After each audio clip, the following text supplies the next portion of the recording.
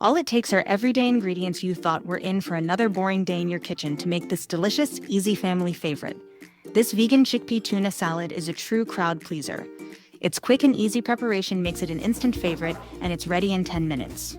Start with 1 can of chickpeas. Drain, rinse, and mash about 3/4 of them in a bowl. You want it chunky, not baby food. Add finely chopped apples, red onions, celery, and if you have one, a little grated or diced carrot for color and crunch.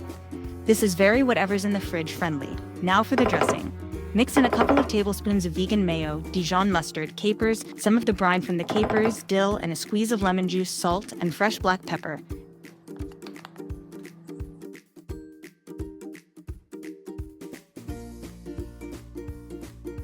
Mix it all up until it's creamy and totally scoopable or spreadable. You can pile this into a sandwich, stuff it in lettuce cups, or serve it with crackers. I've even eaten it straight from the bowl with a fork.